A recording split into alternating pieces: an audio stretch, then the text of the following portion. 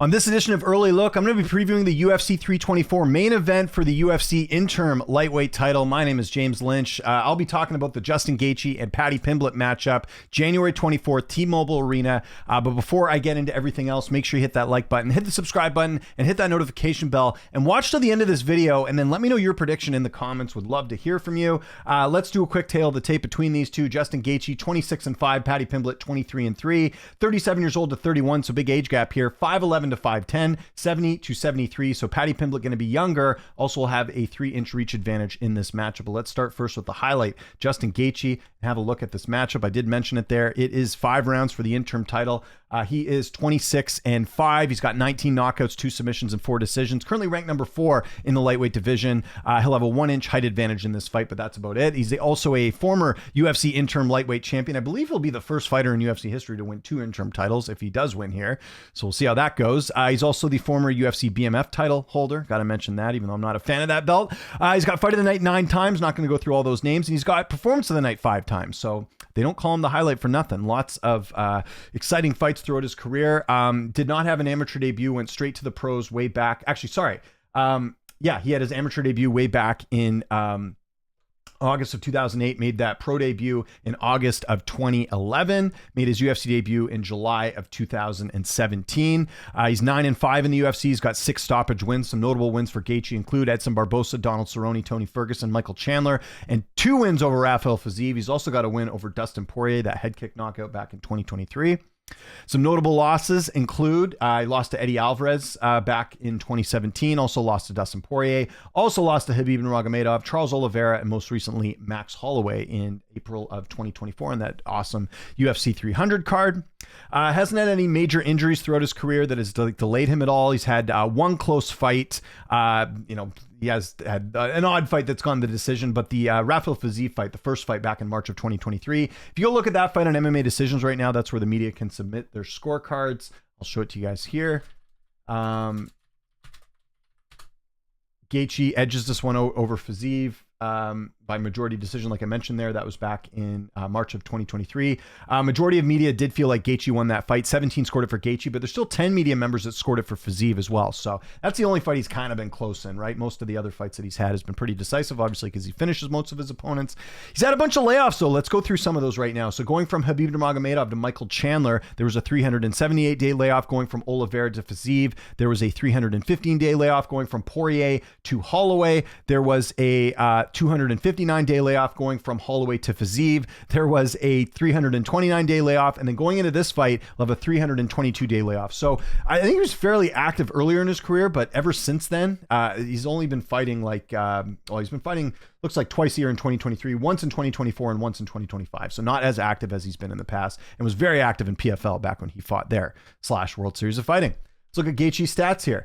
Significant strikes landed per minute, 6.59. That's one of the highest I've seen on here. Striking accuracy is at 58%. Strikes landed per minute is 7.18. His striking defense is at 51%. He does get hit a bit. Takedown average is 0.110. Doesn't use the wrestling that much. His takedown accuracy is only 14%. And his takedown defense is 68%, which will be interesting against a guy like Paddy. He's got a pretty good ground game. His sub-average is 0.00. That's everything you need to know about Justin Gaethje. Let's now focus our attention on Paddy Pimblett, his opponent, the baddie, who I mentioned there, 23-3 record. He's got 6 knockouts, 11 submissions, and 6 decisions. Currently ranked number 5 in the lightweight division. He's 31 years old, 5'10", with a 73-inch reach. So he's 6 years younger, will have a 3-inch reach advantage in this fight. He's got performance of the night 5 times against Luigi Vendramini, Rodrigo Vargas, Jordan Levitt, King Green, and most recently Michael Chandler. Did not have an amateur debut either. Went straight to the pros back in October of 2012. Made his UFC debut in, where is it here? September of 2021, and then is 7-0 in the UFC, has 5 stoppage wins. Some notable wins include Tony Ferguson, Bobby Green, and Michael Chandler. Should be noted, most of those wins against these guys were a little bit later in their career. What do they all have in common? They're close to 40. Tony Ferguson was 39 at the time when he fought him. King Green was 37 at the time when he fought him, and Michael Chandler was 38 at the time when he fought him. Just something to keep in mind when you're looking at notable wins, something to certainly mention. Then obviously Pimblett doesn't have any losses in the UFC. In fact, you have to go all the way back to his fight with Soren Bach back in September of 2018, the last time he lost, And that was for the Cage Warriors title way back when. I wonder what Soren Bach's up to these days, by the way. Interesting.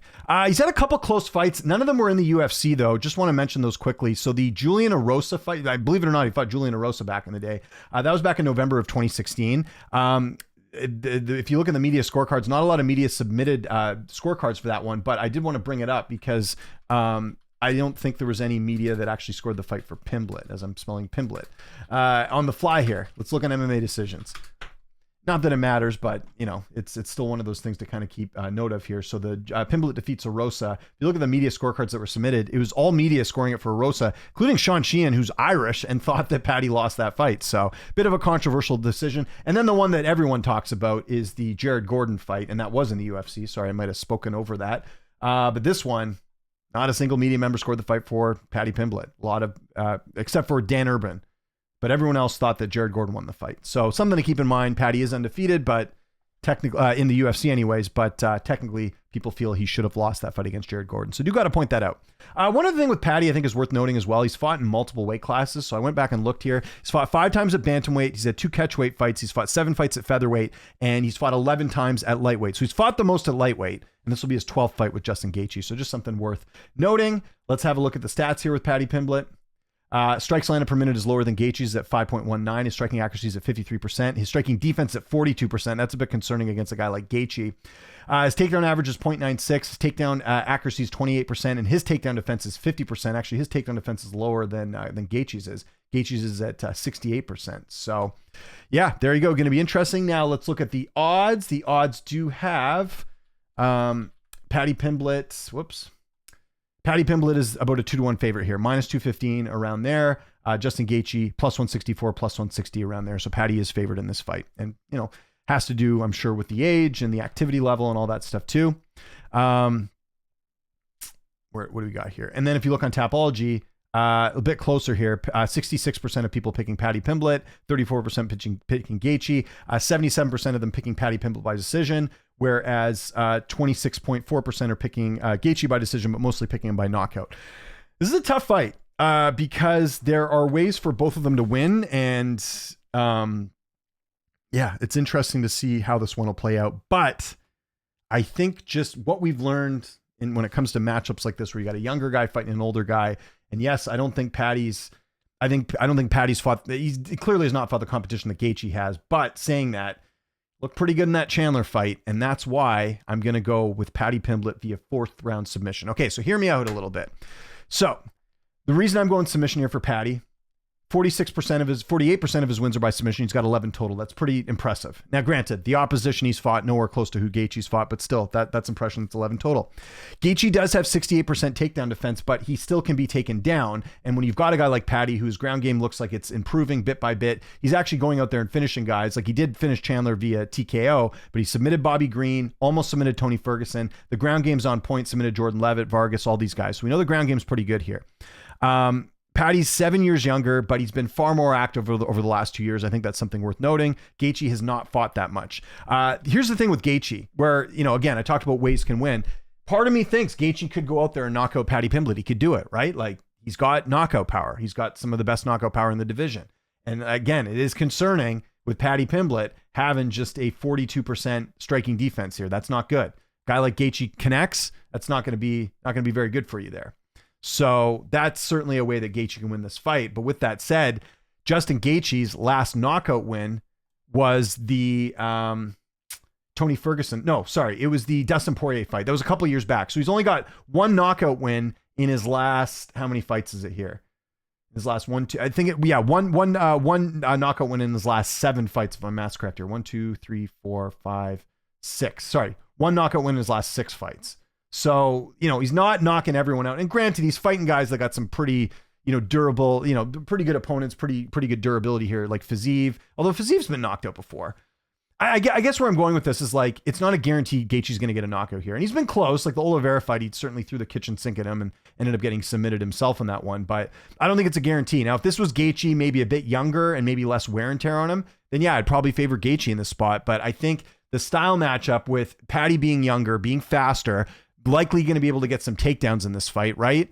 that doesn't look good for Gaethje. Now, I don't know if his ground game's like terrible because, again, if you look at his submission losses here, he's been submitted by Charles Oliveira and by Khabib Nurmagomedov, two of the best grapplers in UFC history. So is Paddy on that level? I don't know. We'll have to find out. I'd probably say no, but it's still a worry there over a 5-round fight. If Paddy's able to survive the early onslaught from Gaethje, can he go into those later rounds and get a submission? So that's why I'm going later submission for Pimblett, because I think Pimblett does survive. I think he's getting better every fight. Again, he's 30 years old. There's a huge age gap here, the 8 years. That is something that you have to take note of. And again, the lack of activity for Gaethje, the damage he's taken, and that Holloway fight, he took a ton of damage in that fight. Paddy, again, striking defense not great, but Gaethje's taken way more damage than Paddy has over his career. So that's something to sort of keep in mind there. But yeah, I think Paddy's going to pull it off. Again, coming from the guy, I picked Chandler over Pimblett, and I regretted it after watching about a minute into that fight. I'm like, oh my God, Paddy looks like very good. So yeah, I just think that like Gaethje's not the old Gaethje anymore. And I think that Paddy will take advantage of that and survive the early rounds and end up getting the win here. So I'm going Paddy Pimblett submission. I know he's favored, but even still picking him, I feel a little bit worried because part of me does see Gaethje just out of nowhere knocking him out. It could happen, but I think the safe bet here is Paddy Pimblett via submission, getting it done, or decision. Again, if you look at Paddy's career, still has 6 wins by decision in his career. Could happen. That's tied with the amount of knockout wins he has. So Paddy submission is going to be my pick. So let me know in the comments which way you're leaning here. Who are you picking? What is your prediction? Follow me on Twitter, TikTok, Instagram, @Lynch on Sports. My name is James Lynch. Thanks so much for watching, and I'll see you next time.